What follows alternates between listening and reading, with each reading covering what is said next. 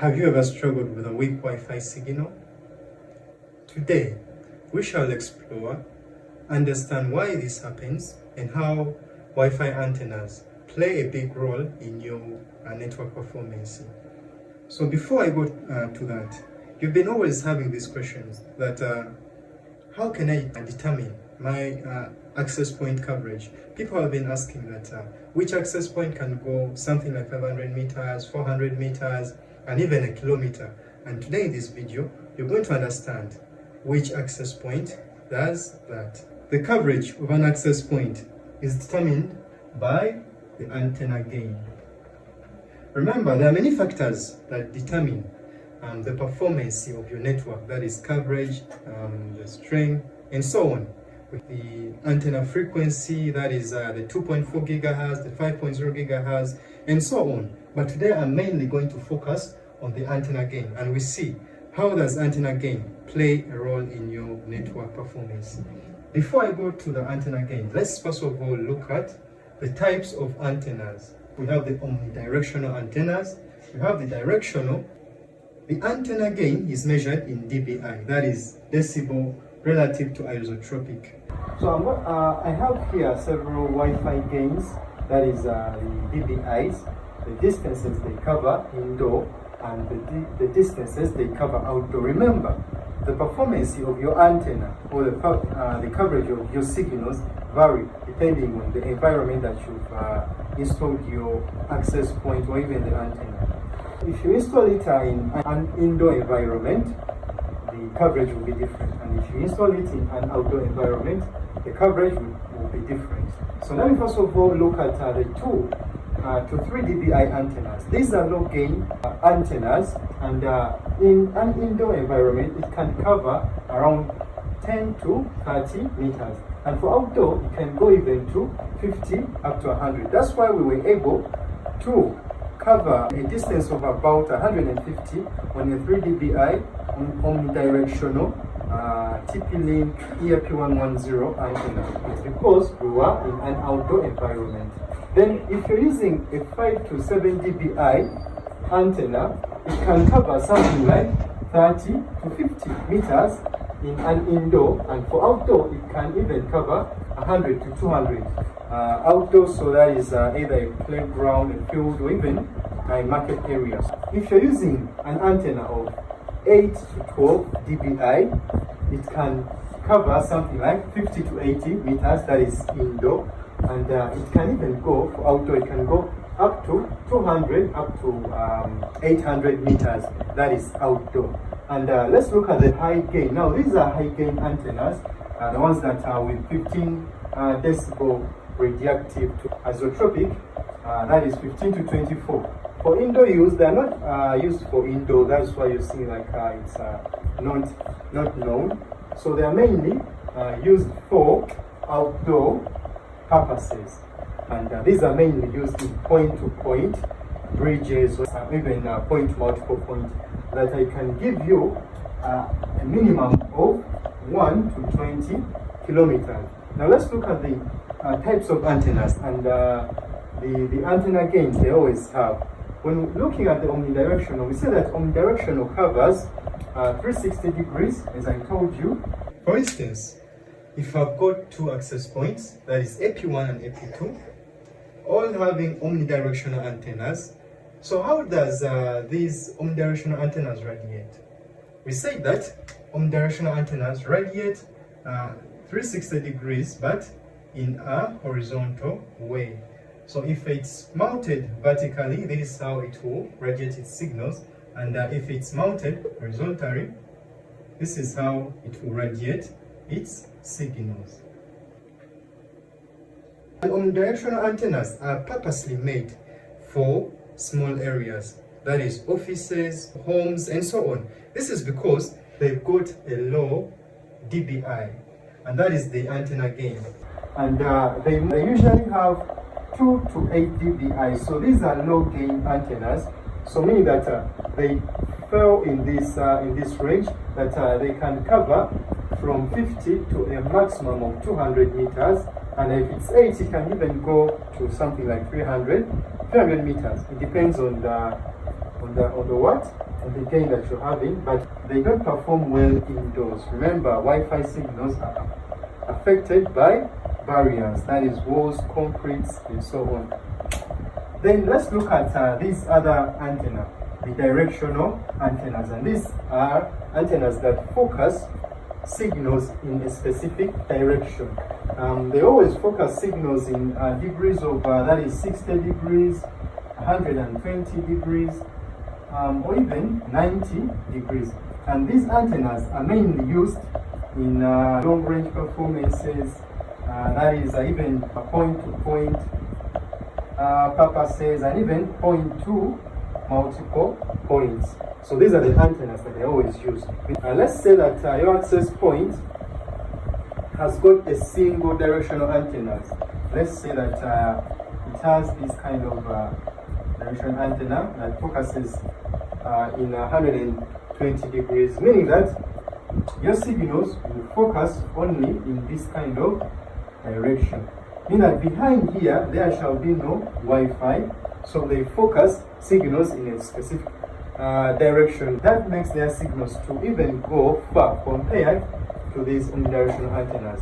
Let me compare an omnidirectional antenna as this normal building house bulbs. The house bulb or a room bulb can light up the whole room such that every corner gets lighted up. And let's take these directional antennas as torch. So when you're having a torch, it focuses its light rays in a specific direction, but those light rays go even further compared to these normal bulbs. So that is the same concept that applies to omnidirectional and directional antennas. In directional antennas, we have the Yagi antennas, the sector and parabolic dishes. So for the parabolic dishes, they are only and only used in point-to-point direction because they have narrow beams. That is, they use around 15 to 24 dBi, making them to radiate signals to all these directions. You always see those bridges mounted on the buildings. So they have a narrow beam. Their signals focus in a specific direction, but still they operate under a mechanism of line of sight. Once they are blocked by a barrier, the signals will attenuate. So they need an open space. That in case that still signals are affected by wireless signals are affected by barriers. Now let me talk about these outdoor long-range Wi-Fi antennas. That is the Yagi and even sector antenna. So for people who need wider coverages, that is covering the campus, covering a whole town, covering a field or a playground, they always use sector antennas. So these sector antennas have the antenna gain. Their gains lie in this range, 8 to 12. They are high gain antennas, and in outdoor areas they can give you a maximum of 800 meters and even a kilometer, because they have high gain. They focus in specific direction. So let's say that you're using a sector antenna and it radiates its signals in an angle of 120 degrees, and you want to cover, let's say, 360 degrees. It will require you to have 3 sector antennas. What does that mean? That it means one covers the 120, so you will need 3 sector antennas to cover the 360 degrees. That is, you will need one here, and this will broadcast signals in 120 degree, and you also need another second antenna. It will also give you 120 degrees, and you also need another antenna. It will give you 120 degrees. Having 3 antennas, that will enable you to cover 360 degrees and even cover something like 800 meters in an open area, or even 100 meters, or even a kilometer. But still, these sector antennas, just know that the higher the gain, the more you're having a higher gain antenna, it affects. How does this high gain antennas affect your vertical signals or your vertical alignment? Since they are focusing signals in small angles, they're not like the unidirectional antennas. Meaning that if this is a sector antenna, you'll find out that a person near to this antenna down here won't be able to receive good signals. That for a person to receive good signals has to be at a distance far from this antenna, which is not the case in omnidirectional antennas. Omnidirectional antennas always broadcast their signals in this kind of way, such that even a person who's near here is capable of receiving the signals. For the sectors, they broadcast signals far, but the person near to it here won't be able to get good signals, because you always even see the towers, the telecommunication towers. Let's take an assumption. If this is a telecommunication tower, because most of the times they also use sector antennas. You will find that it has got a certain antenna mounted like this here, another one mounted like this here, and maybe a third antenna mounted here. So how do these antennas perform? One focuses the signals in a given direction, another one focuses the signals in a given direction, and this one also focuses the signals in a given direction. But most of the times, a person who's near to this antenna, to this tower, won't be having that good signal. So you need to be far away from that tower to get good signals. In conclusion, if you're having your access point like this is having omnidirectional antennas, but they are detachable. That's the advantage of being with access points with detachable antennas. You can remove them and replace this access point with high gain antennas. This will enable your access point to radiate signals in far areas. Let's assume that, remember, my access point has got 3 dBi and it's an omnidirectional antenna. So it will give me a maximum of 100 meters theoretically.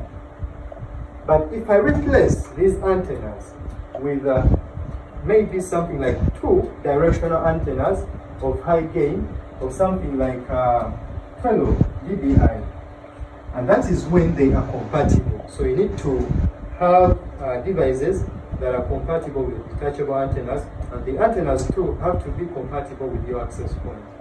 So I can replace my 3 dBi and omnidirectional antennas with a 12 dBi sector antenna. So what will I get? My access point will be capable of covering something like 500 or even 700 meters. That is when it's compatible. If you have access points with low gain antennas, you can replace them with high gain antennas, and they should be compatible with those antennas. Some of the manufacturers that produce access point that you can replace with detachable antennas, that is TP-Link. We have the Ubiquiti products, because they are most of the good products that even telecommunication companies so far use. We also have the Cisco devices and even other devices, they're out there, but Ubiquiti are good. So that was that. If you're aiming at coverage, you need to look at your antenna gain.